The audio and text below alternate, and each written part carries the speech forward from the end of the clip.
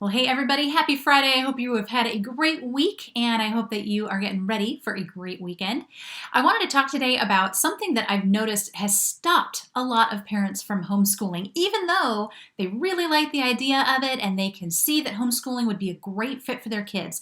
And that is the idea of, but what do I do if I need to put them back in public school or in private school, in some other conventional classroom environment? What do we do if this doesn't work and we need to put them back? It seems like this big, scary transition, having to go from homeschooling back to public school. And a lot of parents get concerned that if they decide to homeschool and then they have to put their kids back into school, their kids are going to be behind. They're going to be missing all sorts of information. They're not going to be able to go seamlessly back into public school. Well, here's the thing. I'm not going to explain to you how to put your kids back in school, because that's kind of a different thing. That's not really what I do, right? I help parents to homeschool. But here's the thing. When you go into homeschooling with that what if kind of controlling everything you do, it kind of becomes a self-fulfilling prophecy. It's almost guaranteed that by the end of the year, your kid's going to be back in public school. And it's because when you go in with that mindset, you are going in with the assumption that you're going to fail. And when you go in with your eye on failure, that's where you go. It doesn't work because in the back of your mind, you're constantly looking for things that aren't going to work and you're just sabotaging yourself. You keep going down this path, even though you don't mean to. You want homeschooling to work, but you have this idea that, oh, but it might not. I might have to put them back in public school. And then every choice you make aligns with this idea of, but what if, what if, what if? And when you align everything with that choice, what ends up happening? That's the direction you go. So what do you do? Because yes, every year things could change, right? Someone could lose their job and you have to go back to work. And so now there's nobody home to homeschool the kids, right? Or maybe you've always been able to be a stay-at-home mom, and so you're thinking homeschool is going to work, and then who knows, maybe next year that might be the case, not be the case, right? Things can always happen, and we can't predict the future, so it seems like it's a good thing to prepare for, just in case. But what I'm going to do instead is show you 3 different ways that you can make sure you don't have to put your kids back into public school. So I want you to think of it this way. Think of public school and homeschooling as being 2 different camps. What happens if you try to keep one foot in each one? You're never fully committing in either direction, right? And so every decision you make, you're of 2 minds. Well, I'd really like to do this. This looks great. But if I have to put them back in public school, this one would probably be better. Everything that you think through, you're constantly thinking through from 2 different angles, and you're never fully committed to either one. So the first thing that you need to do is analyze why. Why are you even thinking about homeschooling? What is it about homeschooling that has piqued your curiosity and is making you think that this might be a good option?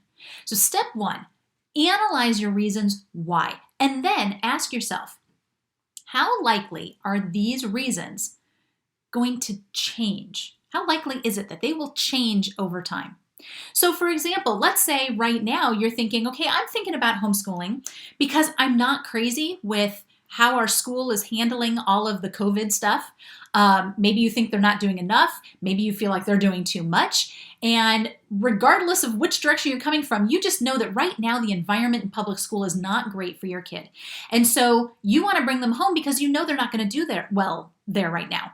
Okay, but what happens if next fall everything goes back to normal? If it goes back to normal, will you automatically put them back in? Or maybe it's some other reason. Maybe it's something temporary right now. Your family is getting ready to move. And so you think, you know what, rather than pulling my kids out and then putting them into another school for just a few months, it really makes more sense for me just to homeschool for a little while. Okay, so these are reasons that are going to change over time. In 6 months, in a year, in 3 months, something might be different, and it's going to cause you to not want to homeschool anymore. And that's fine. That's totally fine.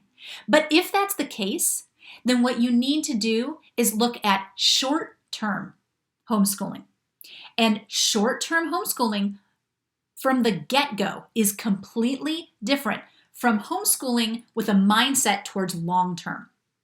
We actually just released a brand new workshop that is all about how to emergency homeschool or short-term homeschool. So if that is what you are thinking would be a better fit, okay, then that's what you want to do. And I'll put the link to that in the description when we're done here.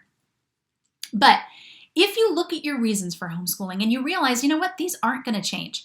My child has dyslexia. That's not going to disappear overnight, right? That's hardwired into who they are. And so public school, conventional school is never going to be a good fit for this kid. Or I really do not agree with how schools are structured, with how they approach learning, with the curriculum they use, whatever, right? Those are not things that are likely to change by next year or the year after that or the year after that, right? Or maybe it's a values thing about just your family. Our family's pulled in so many different directions. I never see my kids. And we only have 3 years, 5 years, 8 years left, and then they're going to be flying the nest and going off. I don't want to look back on this time and realize I hardly ever spent any time with them. Okay, well, that's not something that's likely to change if you continue putting them in public school, right? So these are all reasons that you would want to consider long-term homeschooling because those aren't things that are going to change. So that is step one. Figure out what is really driving you to want to homeschool, and then figure out, are these short-term reasons that are going to change over time, or are these long-term homeschooling reasons, things that are family values or are deep priorities or are just realities of life with a diagnosis that your child has or whatever. That's going to make you want to homeschool long-term.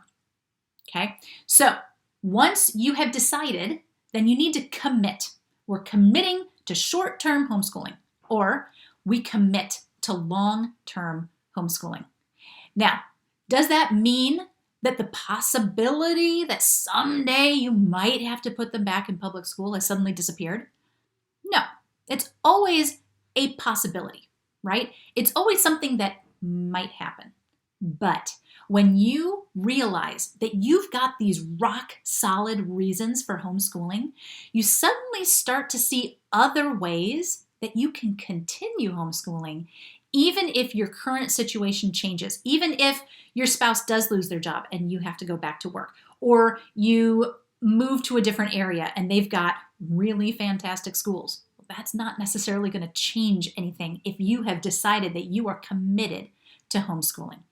So you can already see how making that first decision starts pulling you away from that possibly putting them back into public school. Because now you're saying, you know what, this is something I feel so strongly about that we are both feet in this camp. We are committing to this and we're going to figure out how to make this work.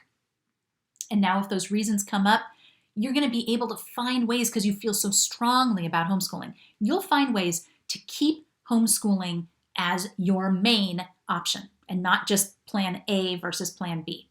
Now there are two other things that you can do to really solidify not just your commitment to homeschooling, but to making long-term homeschooling possible, even in the face of circumstances that might typically cause someone to re-enroll their kids in public school. The second thing that you need to do is to make every possible effort to create the best possible homeschooling experience in your first year. If you make that first year as fantastic as it can be, then you're going to be off to a fantastic start and you're going to build on that momentum, and every year is just going to get better and better. And there are solid things that you can do to make your first year significantly better than it would be otherwise. Two main things that you can do. The first is to deschool. You guys, I believe so strongly that deschooling is the key to long-term homeschooling success. I believe it so strongly that all the content that I did back in January was all focused on deschooling. I wanted to start the whole year off focusing people on that idea because it is so imperative. So spending a significant amount of time and a significant amount of energy on deschooling yourself, your kids too, but honestly, it's way more important for you to be deschooled. So spending time doing that first.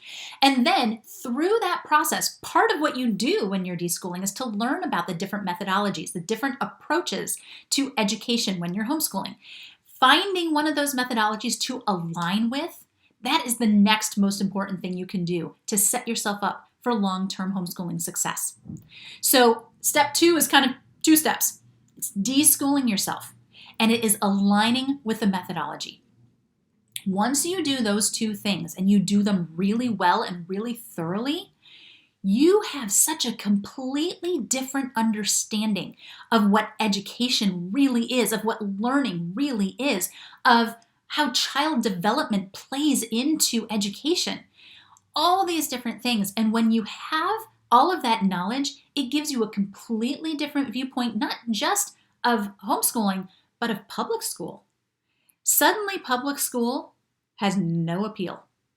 And it's one more step in the direction of ensuring that even if things go south in one way or another, you're going to be so committed to homeschooling that public school is not even going to be on your radar as a possibility. You're going to know, no, like there's no way we're going to do that ever again. So by deschooling yourself and by aligning yourself with a methodology that suits your family and your kids, you are pushing yourself further and further down the path of long-term homeschooling commitment and long-term homeschooling success. And then the last step is to invest in yourself. And I don't mean self-care like, spa days and bubble baths. That's not what I mean. I mean knowledge, growing yourself in your understanding of things like learning, how the brain is pre-wired to learn, how we are built as a species, you might say, to be learners. There's a quote that says, birds fly, fish swim, humans learn. It's what we're built to do. And when you learn more about organic learning and how kids are wired to learn and all the different ways that they can learn and all the different ways that education can be laid out, can be given, can be caught, you start to see that this self-improvement that you're doing, this self-growth, this investing in yourself, it becomes a cycle. So you learn more, which gives you more knowledge, which makes you a better homeschooler, which makes your homeschool experience even better, which causes you to want to go and learn even more, which makes you better at homeschooling, which makes it an even better experience. And it just keeps going and going and going, right? And these 3 steps all work together. Really, this is the process of launching your homeschool, figuring out your why, deschooling yourself and aligning with a methodology, and then investing in yourself, taking time and taking energy and taking effort to really build your own understanding of child development, of learning, of different approaches to homeschooling, of different approaches to parenting, because homeschooling is really just an extension of parenting. So you invest this time, you invest this effort, you invest a little money, and it doesn't have to be a lot. And this doesn't have to be, college level courses that you're taking. You guys, this is all stuff that we do in the Confident Homeschooler, which is very little money every month. It's only $27. So you can get all of this in a weekend's worth of videos, but it sets you up for years and years and years of long-term homeschooling success. Anna has a question. Hey, Anna, I'm so glad you're here. Thanks for watching and thanks for asking a question. She says, my question is that I really want to have my child be part of this conversation. I pulled her for solid reasons, but at this point she is really adamant about trying high school. So she's in grade 7 now, so we have the rest of this year and next year. I really don't want to transition her to more in line with local school curriculum next year so she could try it, but I also don't want to fight her to stay home either. Girl, I get it. This is a big, important decision, and it's good that you want to involve your kids in this conversation. And this is where you really come down to really your views on parenting. And I'm not going to say there is no right answer to your situation. There isn't. And I wish I could tell you that there is, because sometimes it's really nice to have someone come along and say, no, this is just what you have to do, so go do it. I can't do that in this situation, right? But you said she knows education-wise it's better at home. It's better at home, but she's worried about missing out on those memories. We tried to co-op, and she didn't really fit in with that group. So here's what I would recommend in your situation. First of all, sounds like, so you guys are already homeschooling. I don't know how much time you have spent looking into the options that you have around you for high schoolers, but I would spend some time talking with her about the things that she's concerned she's going to miss. And what I find it tends to come down to are things like the dances and the field trips and the football games and the rallies and things like that, right? And those things can loom really large in our kids' brains. They kind of take over as like the main thing they're thinking about. That is what they envision about the entire high school experience. Yeah, you're going to school, but you've got all these other fun things, right? Sitting down and mapping out how many of those would you actually do, even just your first year, okay? 3 dances, maybe a few Fridays at the game. What about all of the other things that she's involved in?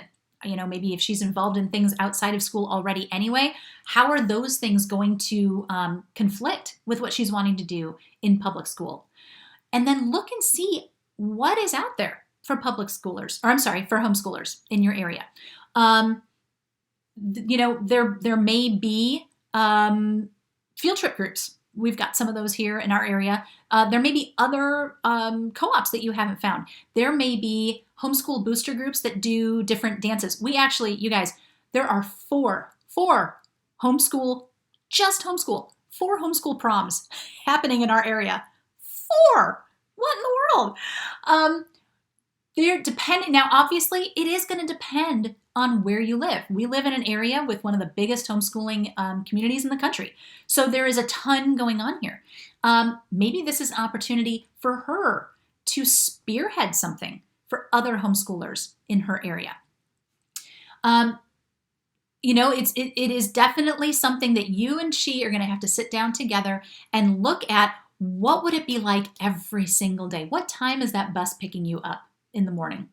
How much time when you get home, how much time you're going to end up spending on homework? How much time you're going to have left over for the things that you like to do? Are you even still going to be able to do those things anymore? Every single day, not having the option to decide we don't want to do this today, not having the option to decide I just want to sleep in and start the day later, not having any say over the curriculum.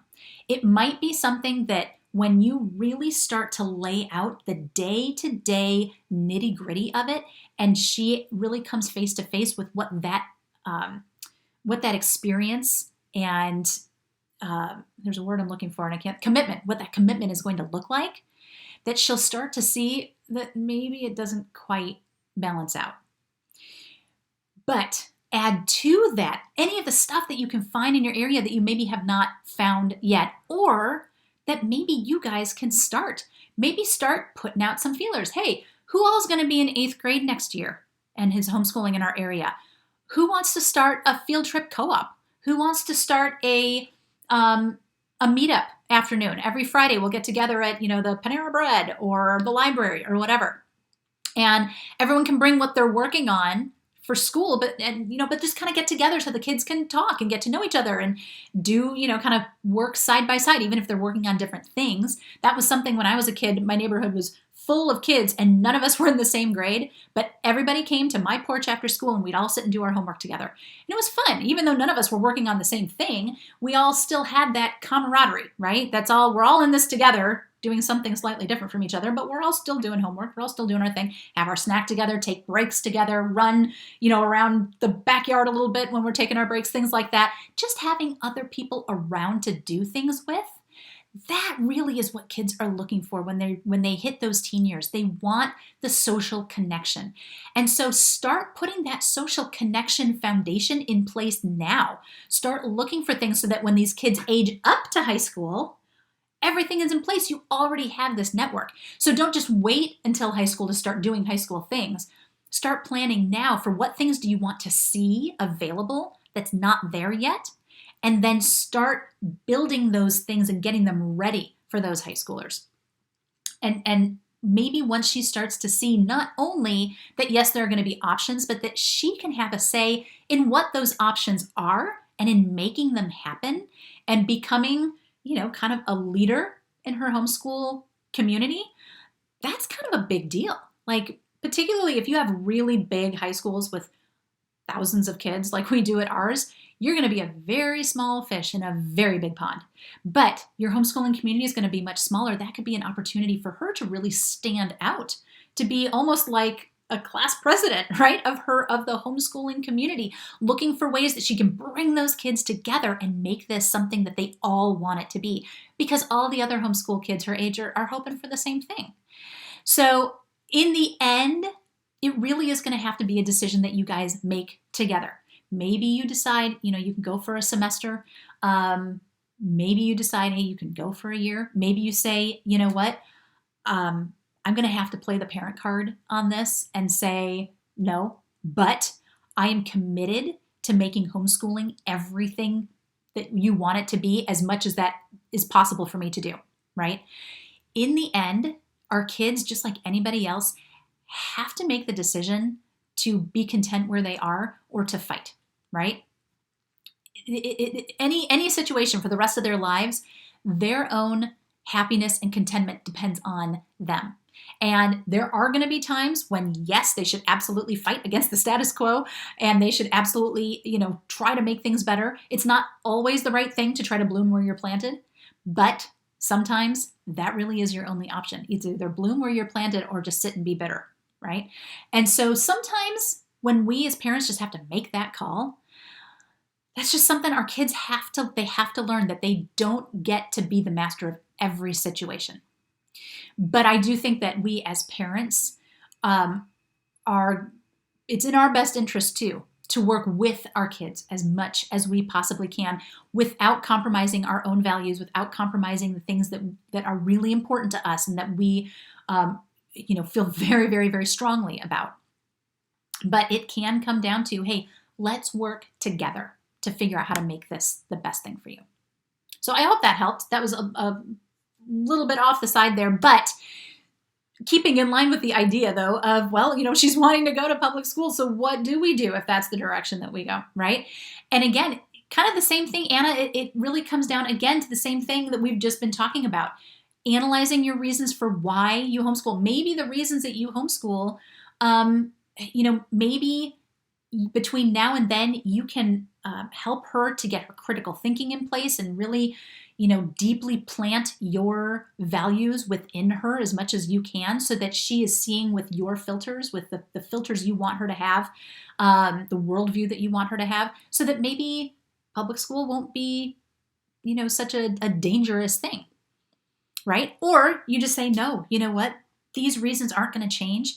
We are committed to homeschooling, but we are going to continue to deschool and help her to deschool so that she continues to see more and more how much better homeschooling can be. And if she's bound for college, remind her too that homeschool kids stand out in a crowd, which is a good thing when it comes to admissions. Admissions counselors see the same public school transcripts all the time. And when they come across a homeschooler who has a completely different approach to education, that is a breath of fresh air to them. They get excited about what that kid might bring to their school. So if she's planning on going to college, homeschool could be a way into the colleges that she wants to get into, because it's going to make her stand out. But by deschooling both of you, by aligning with a methodology that allows her to learn in a way that really resonates with her and makes homeschooling as interesting and exciting for her as it can be, and then continuing to invest in yourself so that you can help her and you can serve her and you can facilitate her education, that's going to make that even better, right? It's going to turn into that cycle that just keeps feeding in on itself in a good way. All right, y'all. I hope that that has cleared up some of that concern about what if. There are lots of what ifs out there, but they don't have to be something that stops you from homeschooling. And if you can flip it around and look at it from a different direction, it can be something that makes you realize, oh, no, homeschooling is definitely what we want to do. I will put links in the description here to our short-term homeschooling and to our brand new, I meant to mention this when I was talking about deschooling, our brand new deschooling boot camp. I believe so strongly in deschooling that I've actually created a 3-month boot camp that we are just kind of wrapping up right now, our first session of it, our first cycle of it, and it has been absolutely amazing. Oh my gosh, it was a million times more exciting than I prayed that it would be. I knew it would be good. I didn't realize it was going to be this good. We're going to be launching it again in probably late May, early June, and I just set up the wait list. So I will put a link to the wait list so that you can see more about what the Deschooling Bootcamp is about, and then get on the wait list for that so that when we launch, you can get in on the next cycle. Because honestly, y'all, if you want to long-term homeschool, you have got to deschool well. The better you do it, the more likely it is that homeschooling really will be your long-term solution for your children's education, and that it will be enjoyable for everybody. All right, so I will put those links in just a minute. Thank you so much for spending some of your Friday with me. I will talk to you again next week. Until then, have a great weekend. I'll talk to you later. Take care, y'all. Bye.